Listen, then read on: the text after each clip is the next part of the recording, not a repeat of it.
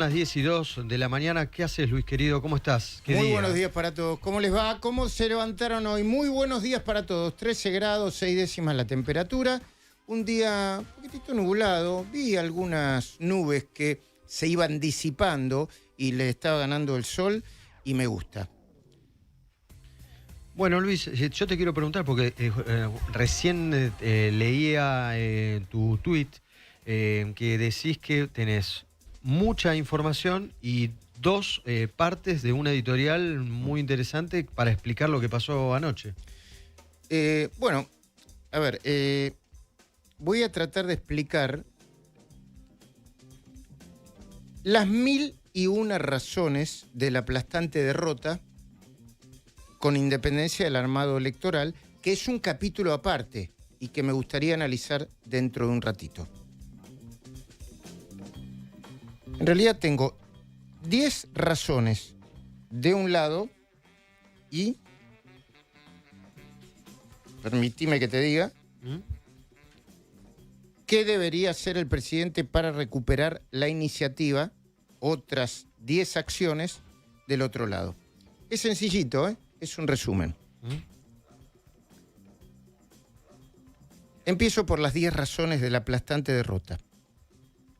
Primero, la soberbia y la arrogancia del gobierno y del presidente. Segundo, la detención de Cristina Kirchner, porque explica el fuerte incentivo para ir a votar que tuvieron quienes creen en su inocencia. Tercero, el estancamiento de la actividad económica. Cada uno de estos puntos tiene mucho para analizar.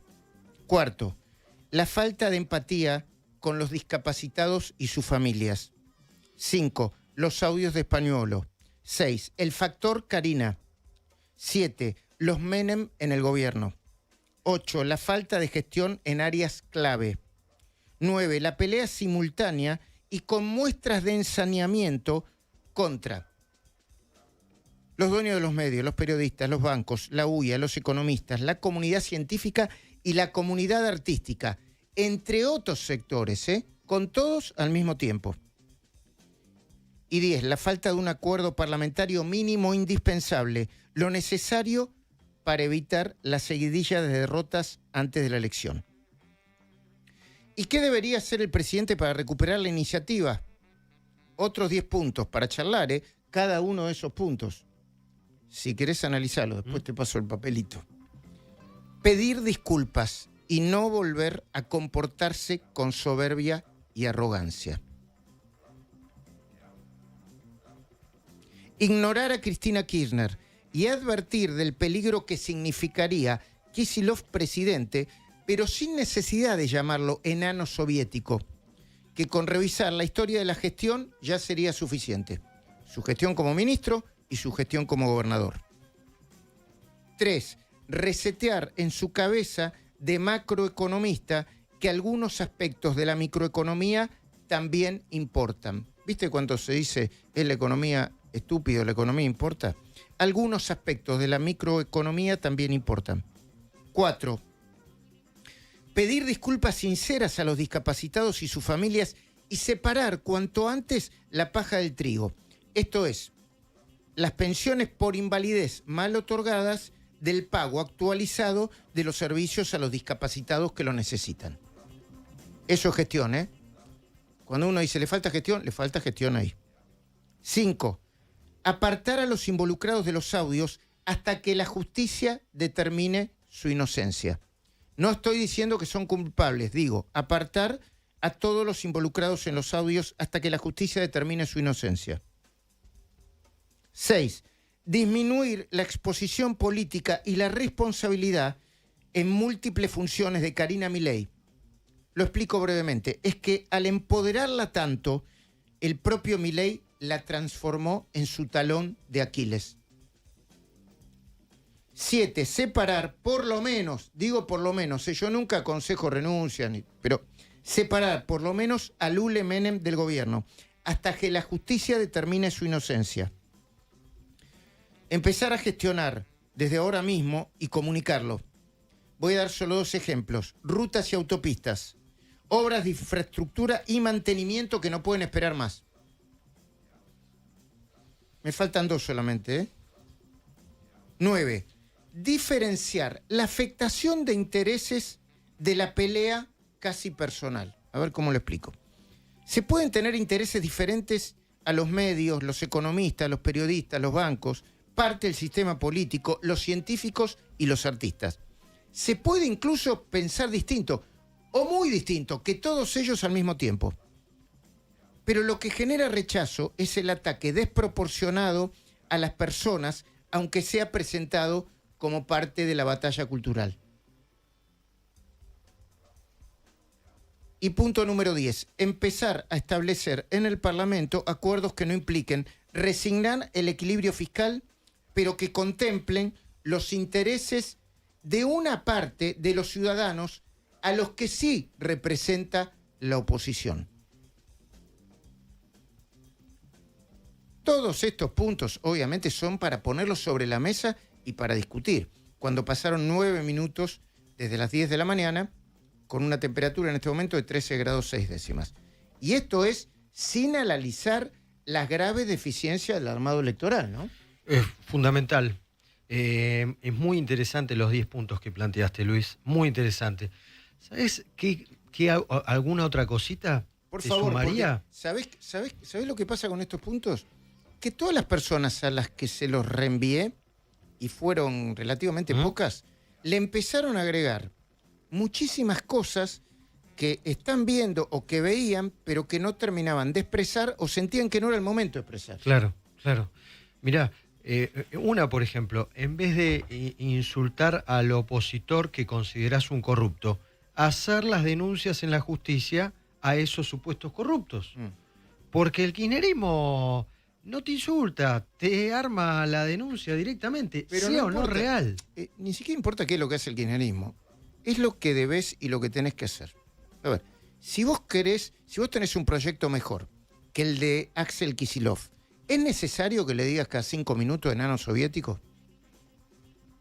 Mi respuesta inmediata es que no es necesario. Y no es que sea un dirigente que sea santo de mi devoción, ¿eh? Sí, por supuesto, hay que hablar del armado electoral. Porque eso también es parte de la inexperiencia, la tercerización, la compra de dirigentes que se suponía que tenían mucha experiencia en el territorio y ayer no tuvieron ni una fiscalización eficiente, que era la clave. No hubo. Dicen los que saben que la fiscalización fue mucho peor, pero mucho peor que la fiscalización que armaron junto al PRO en la segunda vuelta y que dicen que fue determinante para ganar, efectivamente, en la provincia de Buenos Aires estoy hablando, y que dicen que fue determinante para ganar la presidencia en el caso de Javier Milei. Ahí quizá, Luis, también tuvo mucho que ver esta obligación de vestirte de violeta, porque los que tienen más experiencia para fiscalizar en la provincia de Buenos Aires venían de Juntos por el Cambio. Y muchos militantes sociales, militantes de barriales, les costaba defender la boleta que no estaban convencidos de los candidatos de la Libertad Avanza. Y fueron a defenderla con los brazos caídos. Bueno, pero eso, ¿por qué? Por supuesto que con el diario del lunes todos somos súper expertos y la tenemos atada, ¿no? Yo quisiera bajar ese escalón. Efectivamente, estamos analizando los resultados con el diario del lunes, en efecto. Si vos estableces un acuerdo con otra fuerza política, pero ese acuerdo no implica, che, ¿vamos a comer una media luna juntos? Claro. ¿Charlamos sobre algunas cuestiones de la vida, aunque no estemos de acuerdo en todas las cuestiones de la vida? El tipo, cuando tiene que ir a militar por tus intereses, o el tipo o la tipa, ¿no? Va a dudar. ¿Estamos de acuerdo, no? Sí, totalmente. Y esto fue lo Totalmente. que pasó. Bueno, me lo decían, ¿no? Mucho. Me lo decía un vecino de Vicente López. Che, nosotros vamos con la boleta, La Libertad Avanza, y va al equipo la intendenta Soledad Martínez, que tiene una imagen positiva y una intención de voto altísima. Sí. Y va y le dice, no, che, perdón, disculpame, todo bien. Yo por ahí voy a votar, por ahí no, esta no te la milito ni loco. Que es una boleta violeta con todo lo que lo putearon, qué sé yo, en Vicente López, a Jorge Macri, ¿y por qué te la tengo que militar? Claro. ¿Viste? Yo te la milito y vos me puteás. No. Sí, lo que pasaba en el interior con los intendentes radicales que decían, escúchame, yo voy a votar o voy a acompañar una lista de libertarios que me están pidiendo el juicio político y quieren que me vaya antes de tiempo. Bueno, como yo envié estos 10 puntos, los 10 puntos que explicarían la derrota y los 10 puntos para que podrían implicar una reacción del gobierno, me empezaron a mandar, no puedo reproducir nombre y apellido, ¿no? Pero dirigentes políticos, gobernadores, empresarios, sindicalistas, dirigentes sindicales, colegas, respuesta del siguiente tipo. Y yo agregaría, cada uno obviamente hablando de sus intereses. Por ejemplo, un gobernador me dice, y yo agregaría a los puntos que planteas vos, el maltrato a los aliados territoriales. Me está hablando un gobernador que acaba de hacer una alianza con La Libertad Avanza, ¿eh? No voy a dar ni nombre ni apellido. Después, alguien que va a formar parte de las listas de La Libertad Avanza en la provincia de Buenos Aires, me puso. Y yo agregaría, muy interesante, son más interesantes los comentarios que claro, los 10 puntos. Me puso.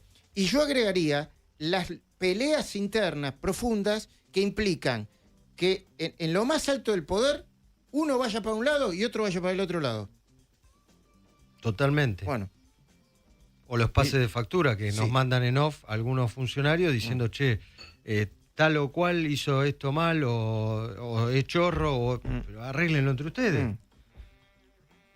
Y yo agregaría, bueno, por ejemplo, cuando me ponen, ¿no? El punto 3, ¿no?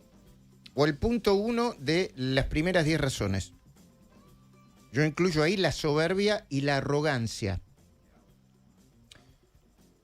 Y me ponen, un dueño de un medio muy importante me pone, sí, si Milei es capaz de cambiar el punto 1, cosa que yo no creo, porque yo siento que es infantil, caprichoso, cabeza dura, parte de todo lo demás podría ser modificado. Es clave, claro. O sea, fíjate todas las cosas que cada uno aporta desde su mirada. Desde su sector, ¿no? Sí.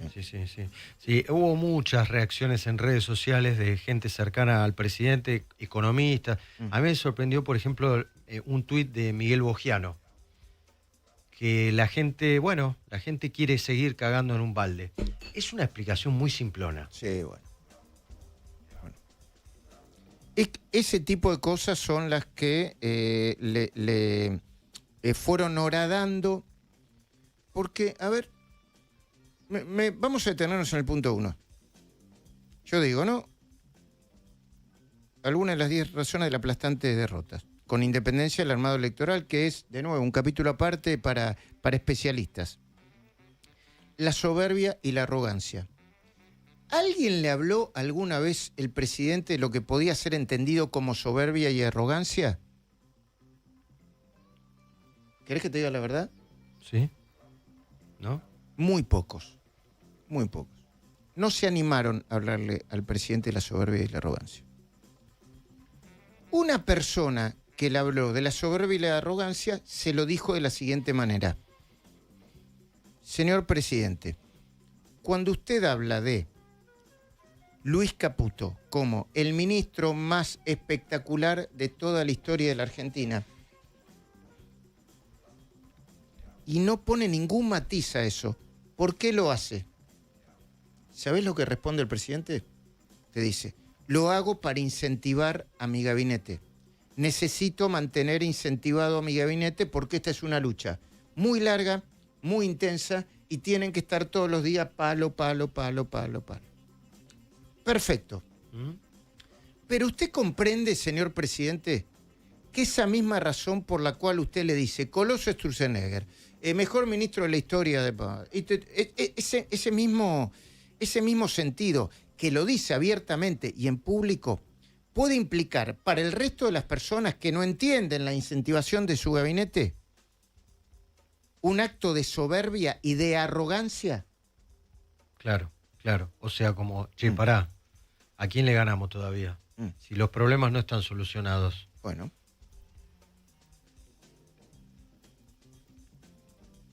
A mi entender, muy poca gente se lo dijo. No sé si el presidente está terminando de procesar esto. Y otro segundo punto, o el punto sexto, al que yo le llamo el factor Karina Milei. A ver, ¿cómo ponerlo en el aire, Luis, para que nadie se sienta ofendido? Quien empoderó a la secretaria general de la presidencia, Karina Milei, de una manera importantísima, hiperrelevante, le dio un empoderamiento y una confianza plena, fue el presidente Javier Milei, su hermano Javier Milei, a la que le viene diciendo desde hace mucho tiempo y desde hace muchos años, el jefe. ¿Por qué? ¿Por qué? Una parte, si vos hablas con el presidente, te dice, por las mismas razones por las cuales yo incentivo a mi equipo. Claro. Ok. Para que ella no tenga ninguna duda de que yo siempre la voy a apoyar y que creo en ella. Ah, y un pequeño detalle también, que dice el presidente. Me hizo presidente. O sea, sí, bueno, es lo que le pasaba a Macri con Marcos Peña. Me hizo presidente. Un pequeño detalle. Bien. Entonces, su interlocutor le preguntó, ¿pero usted comprende, señor presidente, que al ponerla en un lugar tan importante, que al mismo tiempo es tan cercano para usted, la convierte al mismo tiempo en un blanco móvil y muy vulnerable, que no solamente puede afectar a ella misma, sino a usted, su presidencia, su gestión? A ver, en su talón de Aquiles. Para no pegarle a él, le pegan a la hermana. No. Peor todavía, pegándole a la hermana, le pegan a él fuertemente. Y le pegan a una figura política, que es una figura política, ¿con qué características? Que habla poco, que le hacen fama de ser durísima, un poquito maltratadora, y al mismo tiempo apareció en unos audios que tienen, yo no digo que sea verdad, que tienen mucha verosimilitud. Espero que alguien se lo haga entender al señor presidente y que el presidente comprenda en el aprieto político y la encrucijada que está. Sí, y además que son servidores públicos. Y aunque no te guste o no te sientas cómodo, en algún momento tenés que hablar con la prensa, porque la prensa es el intermediario entre... Sí. Eso por parte de Karina Milei, que bueno, eso cada uno es como es, ¿no? ¿Qué sé yo? Pose tampoco nunca habló con la prensa. Mario Lugones todavía nunca habló con la prensa. Sandra Petovelo entendió que de vez en cuando tiene que hablar con la prensa, a pesar de... A ver, ¿por qué digo que me consta? Porque cuando yo la fui a entrevistar en una entrevista grabada, yo sentí que tenía... ¿Viste cuando tenés pánico escénico? Que entraba en una situación, bueno, pero evidentemente lo superó y lo pudo hacer, por lo menos de vez en cuando. Hoy gobernar es comunicar. Totalmente. Pero eso es aparte, vamos a lo más profundo. ¿Y cómo hacés vos para no quitarle autoridad a Karina Milei y mantenerla en su lugar y no exponerla? No lo sé. La verdad que yo no soy el presidente. Eso es una encrucijada que debe resolver el presidente y que debe ser, yo creo que una de las encrucijadas, si él es inteligente y bilardista, como dice que es, una de las encrucijadas más importantes. O cómo estar al frente de lugares importantes de la gestión y también del armado político. Porque quizá la gestión Karina Milei, para cuidarle la espalda al presidente, es la mejor de todas. Pero quizá en el armado político no es la mejor. Bueno, está probado ya que el armado político de la provincia de Buenos Aires no fue bueno. Y de otras provincias tampoco. No, y que ella y Sebastián Pareja estaban a cargo de eso. Y los Menem. Y acá voy a hacer, de nuevo, un ejercicio de reflexión. ¿Me ayudás, Luis? Sí, por favor. ¿Sabes por qué? Porque no quiero acusar falsamente a nadie y no estoy defendiendo a nadie. Cuando vos tenés a Martín Menem como presidente de la Cámara de Diputados, en un gobierno que recién arranca, dice, bueno, che, mirá, es un Menem, ¿qué es de Menem? Era el sobrino, qué pasa.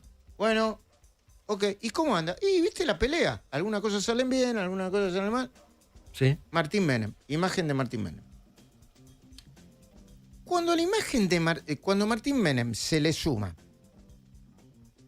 y como uno de sus dirigentes más cercanos a Karina Milei, Lule Menem, te dicen, che, ¿hay dos Menem ya? Sí. Sí. No, bueno, pero Lule parece que... ¿Son dos Menem? Sí. Bueno. Cuando esos dos Menem se le suman la sospecha, porque le empezaron a pegar a Martín Menem antes de los audios, que las empresas de seguridad, que esto, que lo... Que no terminó de quedar claro. No, bueno... Por el famoso conflicto de intereses. Pero, a ver, no solamente no terminó de quedar claro, ponele que sea absolutamente inocente, que no haya de qué acusarlo, Sí. que no haya conflicto de intereses. Yo no hablo de eso, No hablo de la parte jurídica, legal y responsabilidad. Santi Palazzo, vos que tenés una escucha ahora, que estás contento hoy, que tenés buena escucha. Está bien, no se entiende a dónde estoy tratando de llegar. Vos estás llegando al ser y parecer. No, al verosímil. Cuando vos decís, dos Menem, los Menem. La verdad que el apellido Menem en la Argentina puede tener varias lecturas. Una es la que hace una buena parte de los argentinos. Che, transformó la Argentina. Guarda, esta también existe. Privatizó, transformó. La otra es, che, era un gobierno chorro, flaco. Pará. Se chorearon todo. La cantidad de juicio y de casos de corrupción que hubo durante el gobierno de Menem era no tan desproporcionado ni tan numeroso como el de los Kirchner, pero era, Vos te pones a pensar, Swift, las armas, el atentado en Córdoba, bueno, Chomagate. el Chomagate, la Ferrari no es mía, de pequeñas cosas, ¿viste? La Ferrari es mía. O sea, sí. Entonces, claro, ¿qué opinaba el presidente hasta hace poco? Che, Martín Menem es un pibe que era súper exitoso en sus empresas, no tenía una puta cana y ahora está... y a 2 años de gobierno está blanco, tiene la cabeza blanca. Envejeció. Está sintiendo el poder. Ahora la pregunta es, ¿qué haces con eso? ¿Qué haces con eso? ¿Qué haces con eso? Porque tampoco es que tenés en el banco de suplentes a Messi. O sea, y sacamos a Martín Menem. Pero no es solamente por Messi, porque ahora tenés que resetear. Estamos de acuerdo que tenés... A ver, empecemos por el principio. Estamos de acuerdo que tiene que resetear todo. Por lo menos de cara a octubre, con la campaña y el eslogan kirchnerismo nunca más, me parece que quedó vetusto. Sí. Después tenemos que hablar con de la economía, chicos. Por favor, quiero hablar con alguien que sea respetado, prestigioso y que entienda qué es lo que está pasando. Porque ayer yo creo que el presidente hizo 2 cosas bien en su discurso. La primera cosa bien que hizo es, che, nos ganaron, fue una derrota contundente y nos equivocamos. ¿Tenés el corte de Milei, el primero? ¿Cuál es el primero que tengo los cortes? No, el que reconoce el error. El primero. Javier Milei, el rumbo nosotros se confirma. No, hemos tenido un revés en el nacional y hay que aceptarlo. El 7, empezá por el 7. El que es como empezó, reconociendo sus errores. El 7, dale. Lo que hay que ser claro es que, sin ninguna duda, en el plano político, hoy hemos tenido una clara derrota. Y si alguien quiere empezar a reconstruir y salir adelante, lo primero que hay que aceptar son los resultados. Y hoy los resultados no han sido positivos y hemos tenido un revés electoral y hay que aceptarlo. Bueno, después dice, en el corte número 9, esto va a dar lugar a una profunda autocrítica donde aquellas cosas donde nos hemos equivocado las vamos a corregir. Bien, ponelo. Esto va a dar lugar a un profundo análisis de los datos y naturalmente eso va a conllevar a una profunda autocrítica donde aquellas cosas en las que nos hemos equivocado las vamos a corregir.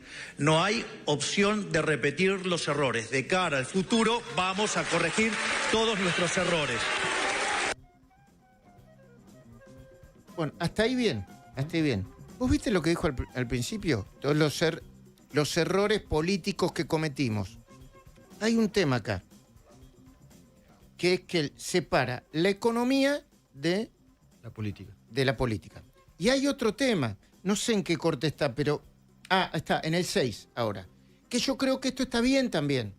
Le está diciendo al mercado, che, el rumbo de la economía no solo se confirma. A mí no me gusta que eso lo vamos a acelerar más, pero bueno, no solo... Porque el rumbo de la economía, el rumbo es el correcto de la macroeconomía. Che, equilibrio fiscal, baja inflación y contención del dólar. Me parece bien que reconfirme el rumbo de los grandes fundamentals de la economía. Audio número 6. No se retrocede ni un milímetro en la política del gobierno. El rumbo no solo que se confirma, sino que lo vamos a acelerar y profundizar más. Porque no estamos dispuestos a entregar un modelo que tomó la tasa de inflación en niveles del 300% y lo llevó al 20%, porque no estamos dispuestos a ceder en un modelo que hoy la economía se expande a una tasa del 7% en promedio en el primer semestre, porque no estamos dispuestos a entregar un modelo que sacó a 12 millones de personas de la pobreza. Bueno, es otra cosa. Ya me dijeron más de una vez a mí, y yo lo entiendo. Los datos son los datos. Sacó a 12 millones de personas de la pobreza. Pero hay un lugar donde no se siente. No. Eso, ¿no? No. Cuando no se siente, vos lo sacás de una planilla de Excel, de la pobreza, pero no se siente. El que sí estuvo muy bien esta mañana fue Guillermo Francos, jefe de gabinete, porque yo creo que, a ver, una de las cosas que tiene que hacer el presidente es escuchar mucho más a Guillermo Franco. Otra de las cosas que tiene que hacer el presidente y el gobierno en general, sugiero, Santiago Caputo, Karina Milei, todos en particular, es escuchar sobre lo que hay que tomar del expresidente Mauricio Macri. Las personas inteligentes escuchan. Por ejemplo, la suya me dice 17.000 cosas. Bueno, 17.000 no, ¿cuántas me decís? 14.000. Un poquito menos. Bueno, no ¿cuántas? importa. 10, te digo, 5, Bueno, 8. Si yo hago un ejercicio de inteligencia, las 5, las 8 cosas que me dice, todas las escucho. Después analizo, bueno, quizá esto se puede aplicar o esto no se puede aplicar, esto es muy temprano, esto es muy tarde, y finalmente digo, bueno, Gasulla, lo que pasa es que lo que quiere es que manejar una radio o un canal de televisión, y no, pero esa es la quinta. Esa, ¿sabés qué es? No te digo que no lo piense, pero es mi último pensamiento. Claro, Ese. primero escuchás. Claro, y bueno, ¿por qué? Porque trato de ser práctico. Che, a ver, ¿qué de lo que me dice? Viste que hay ya empezó el mercado de pases de los medios, ¿no? Empezó el mercado de pases. Entonces me empiezan a... en la Argentina somos todos técnicos de fútbol, economistas y ahora también programadores de radio, televisión, streaming y todo todo el mundo tiene la posta. Este tiene que venir acá, el otro lo pone por allá, lo pone a las 7:30. Todos tienen la posta. Bueno, dentro de ese quilombo, yo le pido a mi equipo, a todo mi equipo, no importa que esté arriba, abajo, que me diga, dale, tírame nombres. Y por supuesto que te tiran... Como invitados para la... Sí. Para todo, para nombre. El programa. No, para conducir programa, no, columnista, invitado. Toda una gran revolución de nombres. Y muchos que parece que no tienen razón, o los que ya chocaron, que vos decís, yo no lo voy a respetar porque ya chocaron, tienen algo para decirte y es bueno, pero escucharlos de manera genuina, Claro. ¿no? ¿Se Claro. entiende, no? Sí. Y ese es el gran desafío que tiene el gobierno, ¿no? Si el discurso de ayer fue un discurso sentido, real, o si fue solo una puesta en escena. Exactamente. Si el cambio es real o si fue solo un verso de ayer. Debe ser Ayer cerca del presidente me escribió una persona, decía, bueno, bilardismo en estado puro vamos a aplicar. Bueno, eso lo tiene que incluir al mismo.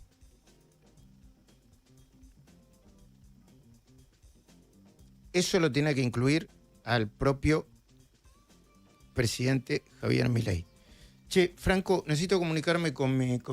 tengo necesito que en algún momento venga Lorena, que necesito comunicarle por señas algo que tengo que hacer antes del mediodía. Franco, necesito saber si me están enviando mensajes a lo loco para confirmarme que subieron parte de mi comentario a las redes. Ya se subió.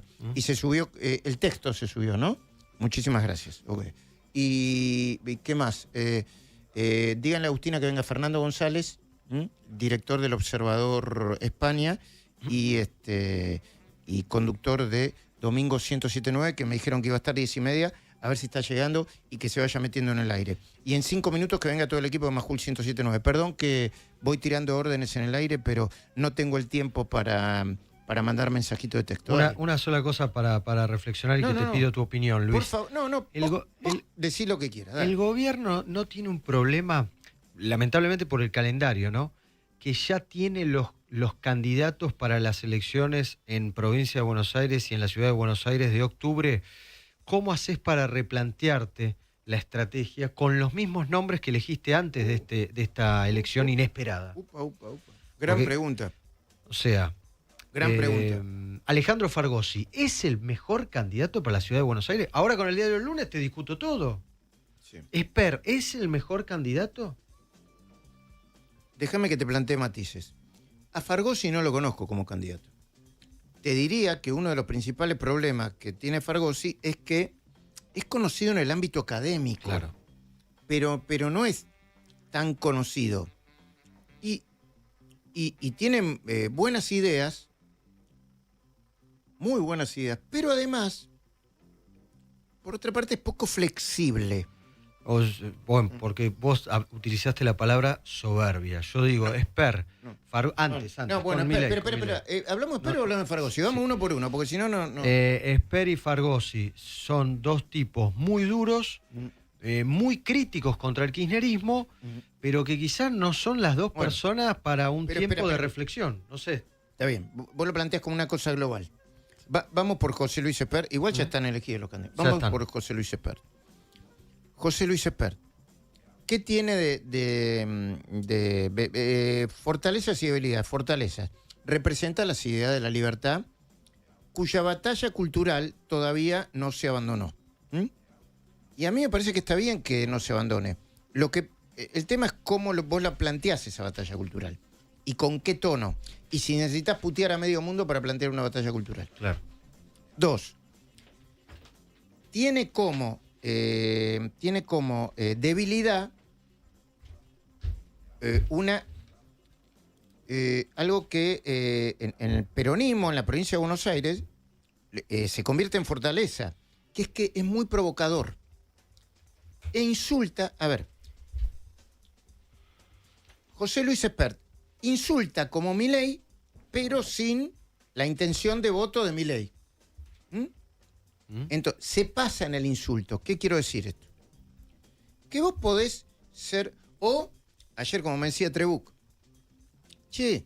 bala o no sé, bala o cárcel, bala o cárcel. Vos en el conurbano decís bala y la gente se espanta porque no quiere escuchar más balas, porque escucha todos los días balas cerca de su casa. Y dices, por favor, no, la palabra bala no me la incluyas como propuesta, porque no quiero escuchar más balas, ni cerca, ni lejos. No quiero que existan las balas. O quizás sí para el votante más duro de Milei. Bueno. El tema es cómo abrís el escenario, cómo generás que el voto blando lo vuelvas a tener. Ahí con Santilli, que tiene un discurso. Santilli tiene un discurso firme, pero no insultante o agresivo. Cuando Esper dijo, es una hija de Florencia, ¿sabés lo que dice? Pero todo el sistema político, de derecha a izquierda, dice, ¿para qué te metes con la hija de Cristina? Y tienen razón, porque te digo... Si ni siquiera Florencia... Perdón, yo no la defiendo, no la conozco a Florencia, de nuevo. Pero ¿para qué te metés con Florencia si no hace política? Si no es un adversario político tuyo, ¿por qué pegas por debajo del cinturón? No es bueno, es provocativo, genera la reacción de la gente. Muy bien lo que planteaste, yo comparto, tiene varios problemas. Ahí para mí, ahí el gobierno tiene un serio problema. Pero que no puede ya están cerradas las listas, no puede. Ya están los nombres. Ya están los nombres. Ojo, también lo tiene Kicillof el problema, porque también tiene un candidato que no es tan conocido como primer candidato a diputado, Tayana. Y digamos todo también, no digamos todo, las elecciones de octubre, desde el punto de vista estructural de la logística, van a ser muy diferentes a las elecciones estas de aparato, intendente por intendente. Sí, no es otra estoy cosa. diciendo que la va a ganar caminando la Alianza de la Libertad Avanza con el PRO, pero van a ser elecciones diferentes. Para que si no empieza a resetear hoy mismo el gobierno muchas de las cosas que tiene que resetear, se le puede convertir Sí, peor en- todavía. en irremontables. Y Irremontable. tenés que levantar 1.100.000 votos. Mm. Hay que ir a buscar, Mm. o el gobierno tiene que ir a buscar a 1.100.000 Sí. personas en la provincia de Buenos Aires. Mm.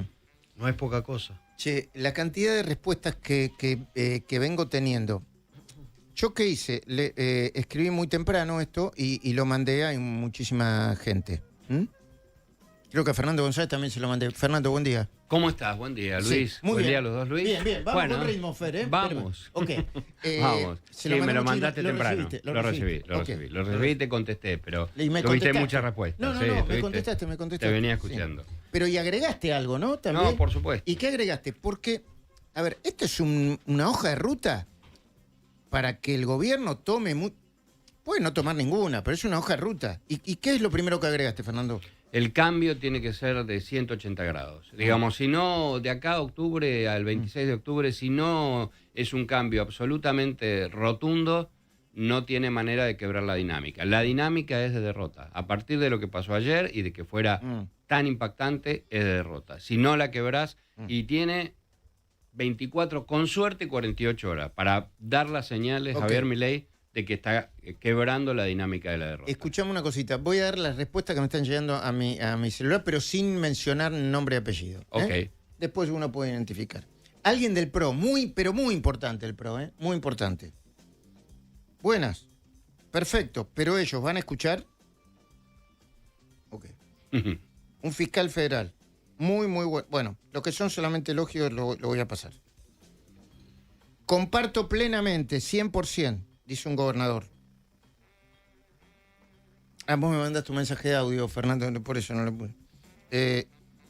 Tiendo a coincidir mucho, me dice alguien, un CEO de un banco muy importante. La pregunta es si va a estar dispuesto a hacer todo eso. Lo iremos viendo estos días. Mientras tanto, el mercado ya está dando su veredicto esperable. ¿Qué dice el mercado? Perdón, no tengo... El dólar 1.460 en los bancos. Y 1.100 puntos, pasando los 1.100 puntos el riesgo país. Con lo cual, digo, hay 300 acciones puntos que más. están cayendo hasta más del 10%. Estaban cayendo en la previa del mercado en Estados Unidos. Un gobernador muy importante, de una provincia muy importante, quizá entre las 3, 4 provincias más importantes. Hay que hacer algunos cambios, pero en octubre mejora. Es una elección municipal que la nacionalizaron. Ese fue, entre otras cosas, su tremendo error. La nacionalizaron ambos. Sí. Son buenísimos los comentarios, ¿eh?